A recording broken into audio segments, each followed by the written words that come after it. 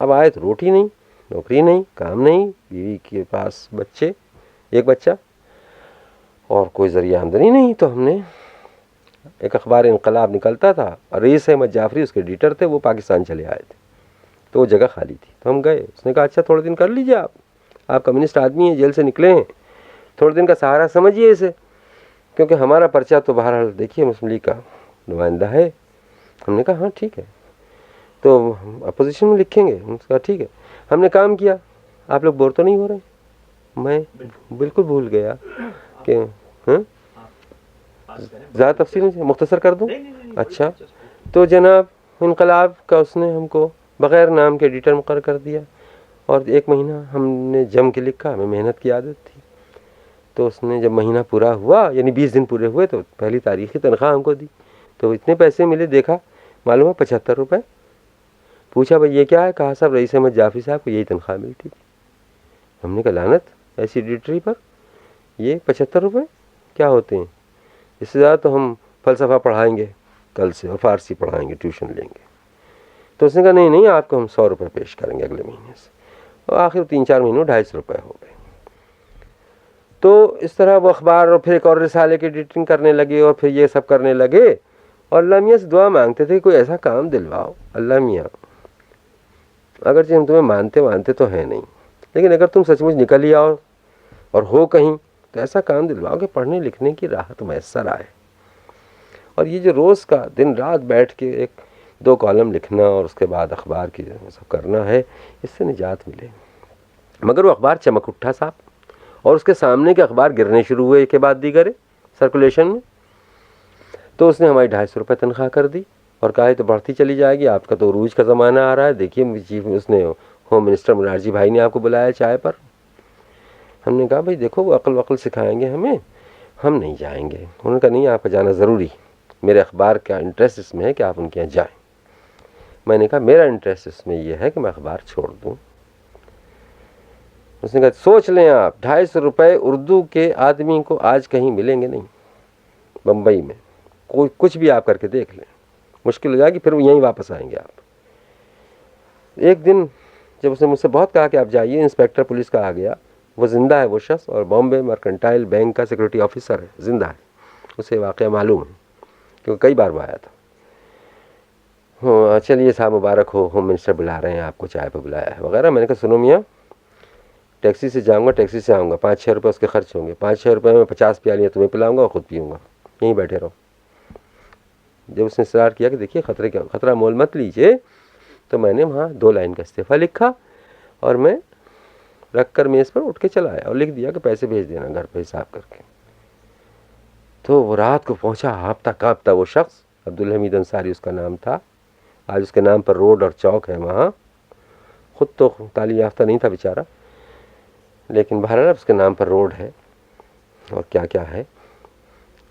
تو وہ آیا اپنی گاڑی فیاٹ لے کر اور کہا کہ آپ نے غضب کر دیا، آپ نے ایسے ایڈیٹوریل سردار پٹیل کے خلاف لکھ دیے. مراد جی کہتے ہیں سردار پٹیل میرا لیڈر ہے، میرا، اور میرے لیڈر کے خلاف میرے شہر میں میری منسٹری کے ہوتے تم لوگوں کی یہ جرأت ہے؟ اس سے کہو کان پکڑ کے پاکستان بھیج دوں گا جیسے رئیس احمد جعفری گیا ہے. تمہیں ایڈیٹر نہیں ملتا کوئی؟ تو صاحب آپ کل سے پالیسی بدل دیجئے، خدا کے لیے مجھ پر رحم کیجئے، میری تو جان نکلی جا رہی ہے. میں نے کہا عبدالحمید صاحب کل سے آپ ایڈیٹر بدل دیجئے، پالیسی تو رہے گی میرے ساتھ، جب میرا شعور کہے گا بدلو تو بدل جاؤں گا. کل سے آپ ایڈیٹر بدل. بہت دن سمجھایا، میں نے کہا نہیں، وہ مجبور، اور اس کے گواہ زندہ ہیں. تو وہ جب چلے گئے مرحوم، تو صبح جب اخبار، وہی اخبار جس کا میں ایڈیٹر تھا، جب وہ آیا تو فرسٹ پیج پہ چوکٹا لگا ہوا تھا کہ جو انصاری الگ کر دیے گئے، کیونکہ انہوں نے ہمارے قوم پرست اخبار کو، جو کانگریس کا وفادار ہے، کمیونسٹ اخبار بنا رکھا تھا. اور یہ میں نے اپنی آنکھوں سے پڑھا. یہ اس آدمی نے لکھوایا تھا جو 2.5 گھنٹے پہلے میرے آگے ہاتھ پاؤں جوڑ کے گیا تھا کہ خدا را ایسا مت کیجئے، یہ فیصلہ مت کیجئے، یہ آپ کے عروج کا زمانہ ہے. تو وہ عروج میرا بقول ان کے زوال میں تبدیل ہوا، اور واقعہ یہ ہے کہ روٹی نہیں ملی پھر 2 سال تک. اسی زمانے میں نے برنارڈ شاء پر میں پڑھ ہی رہا تھا، تو ذرا بیٹھ کے جم کے مطالعہ کیا. اور جب میں یونیورسٹی کی لائبریری کو دیکھتا تھا تو پھر میرے دل سے دعا نکلتی تھی کہ وہ وقت آئے کہ میں اس لائبریری میں سارا دن گزارا کروں اور کسی سے نہ ملوں. وہ وقت دیا پھر قدرت نے مجھے، 20 سال دیے اس کے. تو اس طرح زندگی، جس اخبار میں جاؤں اس میں ایک ٹیلی فون پہنچ جائے اور میری روٹی بند دوسری صبح سے، جہاں میں نام بدل کے لکھنا چاہوں وہاں کچھ ہو جائے، روٹی بند۔ اور بعض ایڈورٹائزنگ فرمز نے مجھ سے کہا صاحب آپ ہمارا ترجمہ کر دیا کیجئے۔ ہم نے کہا کریں گے، لاؤ۔ ہم نے بعض پارٹی لٹریچر دکھایا کہ دیکھو ہم ایسا ترجمہ کرتے ہیں، دیکھ لو۔ ہم نے بہت سے ترجمے کیے، چھپے ہوئے موجود ہیں، 5-6 کتابیں چھپ گئی تھیں ترجموں کی۔ تو کچھ دن کے بعد میں دیکھوں وہ غائب۔ بھائی پوچھا کیا ہے؟ وہ تو کئی سال بعد مجھے پتہ چلا کہ جناب، مجھے صاف کہنا چاہیے، وہ امریکن ایمبیسی کی طرف سے وہ کام ہوتا تھا جو اچھا پیمنٹ تھا، اور وہاں جب یہ نام گیا تو انہوں نے اپنا فائل دیکھ لیا، جیسے روح اللہ خان صاحب کے پاس پورا کیٹلاگ ہے، بٹن دباؤ تمام تفصیل سامنے، ساری تفصیل آ گئی کہ ارے یہ تو وہ ہے مرتد کم وقت، بس کٹ وہیں سے۔ بل بھی پے نہیں ہوتا تھا ٹھیک طرح۔ تو ہم اپنے بچے سے کہتے ہیں جو ماشاءاللہ 30-32 برس کا جوان ہے، شادی شدہ، ان کا مجری سلطان پوری کا داماد، کہ بھائی دیکھو تمہیں ہم دودھ کا ایک گلاس پلا نہیں سکے، لیکن تمہیں ہم نے تعلیم بہترین دلوائی جہاں جتنی ممکن تھی۔ واقعی ہے کہ ہم دودھ نہیں پلا سکے اپنے بچوں کو، پیسے ہی نہیں تھے۔ اسی زمانے میں ہماری ورق چھپی، مجھے معلوم نہیں کہ اس سے 10 روپے بھی آمدنی ہوئی ہو۔ اب تک لوگ اس میں کے حصوں کی تعریف کرتے ہیں، بعض چراتے ہیں۔ یہاں آپ کے ملک میں بھی 3-4 نقلیں اس کی شائع ہو چکی ہیں۔ تو لیکن ہمیں کچھ نہیں ملا اس سے۔ اس طرح ہم نے زندگی بسر کی، اور پارٹی سے نکالے ہوئے تھے تو جو پارٹی کے جھنڈے تلے بیٹھے تھے وہ بھی چڑھاتے تھے ہمیں کہ کیا ملا تمہیں باہر جا کے۔ وہ انقلاب اور اخبار والے بھی چڑھاتے تھے کیا ملا تمہیں کمیونسٹ ہو کے۔ اور مذہب چڑھاتا تھا ہمیں کہ میاں اچھے خاصے مولوی تھے، لوگ ہاتھ پاؤں چومتے تمہارے، تم نے کیا کیا وہاں جا کے۔ لیکن پشیمانی نہیں ہوئی۔ مجھے کوئی شعر یاد آ رہا ہے فارسی کا اسی موضوع کا، بہرحال پشیمانی مجھے کبھی نہیں ہوئی، غلطیاں ہوئی، پشیمانی نہیں ہوئی۔ یہ سارے کم وقت یہ پیرالل لائن مستقل ابھی تک جہاں میں بات کر رہا ہوں اب تک چل رہی ہے۔ وہاں اس درمیان میں ان لوگوں سے جو بوہرا چیف ہیں، ان لوگوں کے ہاں ضرورت تھی ایک عربی جاننے والے اردو ٹیچر کی۔ تھوڑے وقت کے لیے میں چلا گیا، پڑھایا، لڑکوں نے باپ سے کہا، انہوں نے بلوایا دیکھنے کے لیے، اور کیا نگاہ تھی قیامت کی ان کی، سیدنا طاہر سیف الدین کی۔ وہ مسکرا دیے دیکھ کر، اور کچھ نہیں کہا کہ کوئی تکلیف تو نہیں؟ میں نے کہا جی نہیں کوئی تکلیف نہیں۔ مکان ہے؟ میں نے کہا جی ہاں مکان ہے۔ اور کوئی ضرورت کسی قسم کی ہو تو ہمارے آدمی سے کہہ دینا۔ میں نے کہا جی ضرور کہہ دوں گا۔ ظاہر ہے کہ میں نے نہیں کہا اور نہ کہنے والا تھا۔ اس کا احساس کہ انہوں نے کیسے تول کے رکھ لیا مجھ کو اس وقت ہوا جب میں دلی میں شاہراہ کا ایڈیٹر تھا۔ تو ان کے بیٹے جو اس وقت یہاں بہت بڑی چیز ہیں پوری دنیا میں، وہ آئے اور اسی جگہ شاہراہ کے دفتر میں ڈھونڈتے ہوئے مصیبت سے اوپر چڑھے اور کہا آپ کیسے آ گئے یہاں؟ آپ کو کیا ملتا ہوگا؟ وہ بڑی تکلیف میں ہوں گے، چلیے سیدنا نے بلایا ہے آپ کو، تو آپ کو یہاں 300-400 روپے ملتے ہوں گے، اس کے لیے آپ آ گئے بمبئی چھوڑ کر۔ میں نے کہا جی اس سے کچھ کم نہیں۔ کہنے لگے کوئی بات نہیں، ہم 500 روپے آپ کا مستقل اسکالرشپ مقرر کرتے ہیں، ہمیشہ ملے گا آپ کو، آپ بمبئی چلیے اور آپ آزاد ہیں، کوئی پابندی آپ پر نہیں، صرف آپ ہمارے تعلیمی شعبے میں مدد کریں۔ میں نہیں آیا کیونکہ شاہراہ میں جو میں کام کر رہا تھا، اور اس کی گواہی دینے والے موجود ہیں، 1-2 نہیں درجنوں کی تعداد میں، وہ یہ تھا کہ جو بوریاں بھری رکھی تھیں وہاں، یہ پرچہ شاہراہ ساحر لدھیانوی نے دہلی سے سن 50 میں پاکستان سے واپس آ کر شروع کیا تھا، اور اس سے ظاہر انہیں آمدنی نہیں ہوئی۔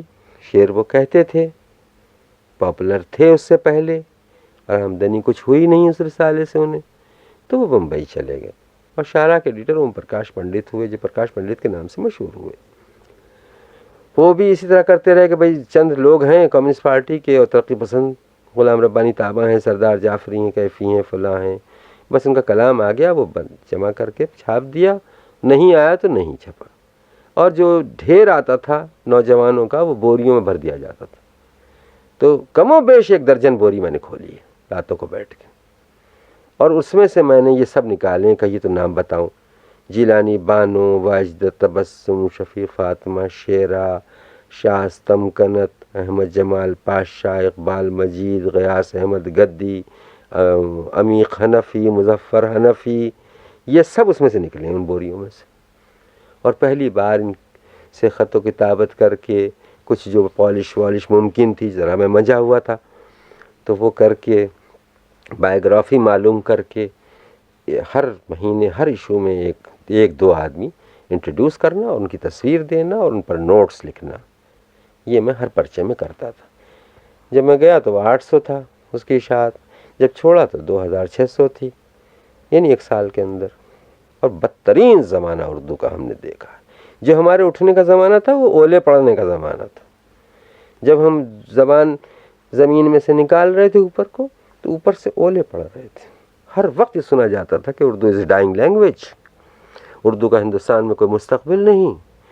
جب کبھی کسی کا فون آتا تھا کہ میں بھائی لکھنؤ سے آیا ہوں یا پٹنہ سے آیا ہوں یا الہ آباد سے آیا ہوں یا میرٹھ سے آیا ہوں اور میں 2-3 دن ٹھہروں گا بمبئی میں یا دہلی میں، تو میں سمجھ لیتا کہ پاکستان جا رہا ہے، آخری ملاقات کر لو اس سے. آپ سوچیں، ایسا معلوم ہوتا ہے کہ بوٹیاں توڑ کے لوگ لے جا رہے ہیں. ساتھ کے لکھنے والے، ساتھ کے اٹھنے والے، ہم مذاق، ہم قلم، ہم نظر، ہم خیال. ہر دوسرے تیسرے دن ایک فون یا ایک ملاقات سڑک پر یا کہیں یا کارڈ. اور جب دیکھو لوگ چلے جا رہے ہیں، یہ کہ بات بھی کریں. سوچتے تھے ہم کیا کریں. ہم نے کہا بھائی ہم تو جہاز کے ساتھ ڈوبیں گے، قصہ ختم، کیا لینا ہے ہمیں. تو جہاز کے ساتھ ڈوبنے کو ہم تیار رہے. شاہراہ کر رہے تھے تو پھر شمع والوں نے ایک آئینہ نام کا پرچہ نکالا، 1-2 ایشو نکالے. پھر مجھ سے بات کی آہستہ سے کہ آپ اسے سنبھالیں اور آ جائیں، پورا اختیار آپ کو ہوگا، کوئی دخل ہم نہیں دیں گے. آپ کو معلوم ہے تنخواہ ہماری کیا تھی؟ شاید 230 روپے، اور کل 250 ملتے تھے. 20 روپے الاؤنس چائے پلانے کا لوگوں کو. گھر میں ہم جب لائے پہلے مہینے کی تنخواہ تو 85 روپے تھی، وہ اتنی ہی بچی تھی، وہ بل دے کر چائے اور سگریٹ کا. اب وہ لیکن 2-3 مہینے میں اس پرچے نے وہ پرپرزے نکالے، وہ آفت اور مبارکباد کے خطوط اور ٹیلی گرام ڈھیر، یہ وہ. اور واقعی کہ ابھی تک لوگ، بہت سے لوگ، سینکڑوں آدمی ہر پورے ہندوستان میں مجھے ملتے ہیں جو مجھے اسی پرچے کی وجہ سے جانتے اب چاہتے ہیں. انہیں اور میرے کسی کام کی خبر نہیں ہے، نہ دلچسپی ہے، لیکن انہیں آئینہ یاد ہے.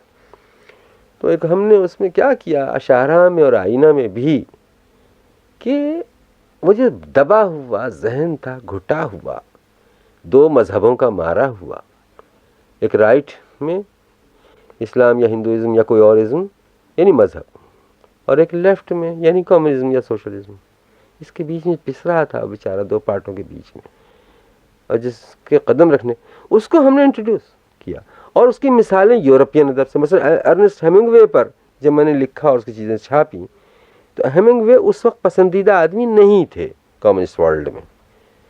تو مجھے سب سے پہلے محمد حسن نے خط مبارکباد کا لکھا کہ بھائی افق اس کا وسیع ہو گیا. اور اسی طرح پھر میں نے اور لوگوں کو دیا. میں نے اس فرائڈ پر، یونگ پر، ایڈلر پر، ان پر مضامین شائع کی. اور سب کامریڈ لوگ، نام کیا لوں کسی کا میں، یہ آ کے مجھے کہتے تھے آپ تو ڈیویشن پھیلا رہے ہیں، آپ تو یہ پھیلا رہے ہیں. میں نے کہا ہاں بھائی ہمیں خود نہیں آتا، سیکھ رہے ہیں ہم تو بہرحال اس طرح آج وہ فخر کرتے ہیں ان باتوں پر، اور آج پھر ہم کو ملا کہتے ہیں. تو یہ سب ہوتا رہا. اور یہ چل رہا تھا. روز ہم سے یوسف دہلوی جو مالک ہیں شمع کے، جن کا پرچہ 1,06,000 چھپتا تھا اس وقت، وہ واحد پرچہ دنیا اردو کا تھا جس کی اشاعت اتنی تھی. وہ مہمے کی وجہ سے تھی. مہمے پر گورنمنٹ قانون لانے والی تھی پارلیمنٹ میں کہ بند کیا جائے، یہ جوا ہے. تو انہوں نے کہا صاحب یہ بند ہو رہا ہے مہمہ، اس کا پیسہ ہم نہیں لگائیں گے آئینہ میں، اور آئینہ ہمارے بس کا پرچہ نہیں ہے، یہ ہمارے معیار اور مزاج سے الگ ہے، لہٰذا مہربانی کر کے آپ اٹھ جائیں، بند کر دیں گے ہم اس کو. ہم نے کہا ہمیں گارنٹی دیجئے کہ آپ بند نہیں کریں گے، ہم کل اٹھ جائیں گے، بس پرچہ جاری رہے. 3 مہینے کشمکش کے بعد بالآخر انہوں نے کہا صاحب ضمانت اس بات کی کہ ہم چلائیں گے اس کو اسی معیار سے، بشرطے کہ آپ استعفیٰ دے دیں، کیونکہ یہ ساری ٹریڈ یونین یہاں کھڑی ہو گئی آپ کے حق میں، اور اسٹرائک ہونے لگی اور زندہ باد مردہ باد ہونے لگا، لہٰذا ہم چاہتے ہیں کہ آپ. ہم نے کہا ٹھیک ہے. ہم نے پیسے لیے، استعفیٰ دے دیا. دوسرے دن انہوں نے پرچہ بند کر دیا. اور جس وقت انہوں نے بند کیا اس وقت میری جیب میں 2 بڑے آفر 1,000 روپے کے پڑے ہوئے تھے، مگر میں جانا نہیں چاہتا تو میں چاہتا جتنی قوت ہے اس پرچے میں لگا دوں. آج جو لوگ نیا نیا لکھ رہے ہیں کل وہی رہنما ہوں گے اس قافلے کے، ہم تو رہ جائیں گے، یہ چلیں گے آگے. اور واقعہ یہ ہے کہ میں اپنی آنکھوں سے دیکھ رہا ہوں کہ جن لوگوں کو انٹروڈیوس میں نے کیا، جن کے جملے میں نے درست کیے ہیں، وہ سب گواہی دیں گے، اس میں شرم کی بات نہیں ہے. وہ مجھ سے بہرحال آگے، مجھ سے بہتر لکھ رہے ہیں، مجھ سے زیادہ لکھ رہے ہیں، مجھ سے زیادہ پڑھ رہے ہیں، اور ان کی حیثیت ادب میں زیادہ مستحکم ہے۔ تو یہ سب ہوا، تو پھر ہم نے آخر گورنمنٹ آف انڈیا چناؤ کر رہی تھی روس کے لیے۔ خروشچوف اور بلگانین آئے تھے، اور بلگانین نے کہا تھا کشمیر میں کھڑے ہو کر، پیسے تو شروع میں تو کسی نے گھاس واس ڈالی نہیں، سرکاری انتظام سے انجینئر کیا ہوا ریسیپشن تھا۔ ایک دفعہ وہ جو کشمیر گئے، وہاں انہوں نے کھڑے ہو کے تقریر فرما دی۔ بلگانین ایسے ہی آدمی تھے، وہ خروشچوف، تو کھڑے ہو کے تقریر فرما دی اور کہا کہ ارے دیوار کے اس پار ہم ہیں، کوئی تمہارے کشمیر کچھ کہے تو ہمیں آواز دے لینا۔ بس یہ کہنا تھا کہ ہندوستان کے ہیرو گئے۔ خروشچوف پارٹی کے جنرل سیکرٹری تھے، اس وقت پرائم منسٹر نہیں تھے، پرائم منسٹر تھے بلگانین، لیکن وہاں پرائم منسٹر جو ہے وہ پارٹی کے جنرل سیکرٹری کا ردیف ہوتا ہے، پیچھے بیٹھتا ہے، پیچھے کی سواری۔ تو یہ ہوا، اس کے وہ ہیرو ہو گئے۔ خیر وہ ہوا کہ صاحب ایکسچینج ہونا چاہیے، کلچرل ایکسچینج۔ اس کلچرل ایکسچینج میں کچھ لوگ انہوں نے ادھر سے یہاں بھیجے، ان کے بدلے میں ہم جا رہے تھے، تو ہمارا چناؤ ہو گیا گورنمنٹ کی طرف سے، ہم چلے گئے تو دم نکل گیا۔ وہ جو 15-20 برس سے ذہن میں پالا ہوا تھا کہ وہاں دودھ کی نہریں بہہ رہی ہیں، جنات تجری فی تحتہا الانہار خالدون فیہا، یہ سب جو تھا ایلوژن، اس نے وہ جب ریالٹی سے ٹکرایا تو جان نکل گئی۔ خیالات رفتہ رفتہ آدمی کی کھال کے اندر گھس جاتے ہیں۔ کپڑے ہوں تو اوپر سے دھلوا لیں بھائی، ان کو دھبا لگ گیا نکال دینا، وہ گھس جاتے ہیں کھال کے اندر، اور ان کو نکالتے وقت کھال کھرچنی پڑتی ہے، اور جب کھال کھینچتی ہے تو دم نکلتا ہے۔ یہ ہمارا مذہب کے سلسلے میں بھی ہوا کہ پہلے شیعہ گھرانے پیدا ہوئے، اس سے نکلے، پھر وہابیوں کے قریب گئے، ان سے نکلے، پھر آریہ سماجیوں کے قریب گئے، ان سے نکلے، پھر کانگریس میں گئے، اس میں بدگمانی دیکھی اور چھوت چھات دیکھی، اور اس کا مزاج دیکھا، اورینٹیشن دیکھا اس کا کہ کیا ہے۔ اینشنٹ انڈیا تھا وہ، اس کا نتیجہ سامنے ہے۔ وہ جب وہ گئے ہیں مرحوم، وہ سب فصل آ گئی، پک گئی ہے، ہماری آنکھوں کے سامنے پکی ہے، ہمیں معلوم ہے کیسے پکی ہے، کس دھوپ میں پکی ہے۔ تو اب کہاں جائیں، کیا کریں؟ یہ آخری ہمارے پناہ گاہ تھی کمیونزم۔ چلو ہم پارٹی میں نہیں تھے نہ صحیح، معاف کیجیے گا مشرق خواجہ صاحب، میں شاید طول بیان کا شکار ہو گیا ہوں۔ شکریہ، آپ کی ہمت افزائی ہے تو میں بھی کچھ افزائی کرتا ہوں۔ وہ یہ ہوا کہ ہم نے صاف کہنا شروع کیا کہ بھائی انڈے کے لیے لائن، روٹی کے لیے لائن، دودھ کے لیے لائن۔ لوگوں نے جواب دیا کہ لیکن ملتا تو ہے سب کو، کوئی محروم تو نہیں ہے۔ تب ہمیں یاد آیا کہ بھائی تو صحیح بات ہے، ہمارے بچے خود محروم رہے دودھ سے، ہم نہیں دے سکے، اور ہمارے ملک میں آدھی آبادی ایسی جو بچوں کو دودھ نہیں پلا سکتی، ماں پلا دے تو پلا دے بس اپنی چھاتی سے۔ تو واقعی یہاں ہر ایک کو ملتا تو ہے، ہر ایک کے پاس کچھ نہ کچھ مکان، کچھ چھت تو ہے، کچھ یہ تو ہے۔ وہ تو جو لگ گیا نا، تو نے جواز نکالا، حرف تو نے بہت سی ایسی چیزوں کا جو کھال میں چبھ رہی تھیں اور گھپ رہی تھیں، ان کا جواز نکال لیا۔ جب ہم کہیں دیکھو بھائی کیا حالت ہے یہاں فلاں چیز کی، ارے رے ذرا سی چیز کے لیے لائن لگاؤ اور یہ کرو، اور شام 8 بجے اگر کھانا نہیں کھا لیا ہے تو دکانیں بند ہیں، بھوکے رہو صبح تک۔ جواب آتا تھا لیکن ملتا تو ہے، لیکن ہوتا تو ہے، لیکن روٹی تو ہے۔ اس تو نے ہمیں چپ کر دیا۔ سارا ہمارا جو ڈسلوژنمنٹ تھا وہ اس تو کے آگے لاجواب ہو گیا۔ آخر ہم نے سوچا کہ بھائی ہم بڑے تنہا ہو گئے، کیونکہ ہم کرٹیسائز کرتے ہیں اور سب لوگ ہم کو مشتبہ سمجھتے ہیں، اور یہ سمجھتے ہیں کہ کمبخت گورنمنٹ آف انڈیا نے بھیجا ہے اس کو چن کے، تو ضرور یہ کچھ نہ کچھ مخدوش آدمی ہے، ورنہ اس سے پہلے کوئی نہیں جاتا تھا اس طرح۔ پارٹی اپنا خط لکھ دیا کسی نے سفارش کا، چلے گئے وہاں، اور ساری راحتیں میسر ہیں۔ اگر تحت انہار نہیں بہہ رہا تو انہار وودکا تو بہہ ہی رہی تھی، انہار شیمپین تو بہہ ہی رہی تھی کم سے کم، اور ہر راحت تھی جو یہاں میسر نہیں تھی۔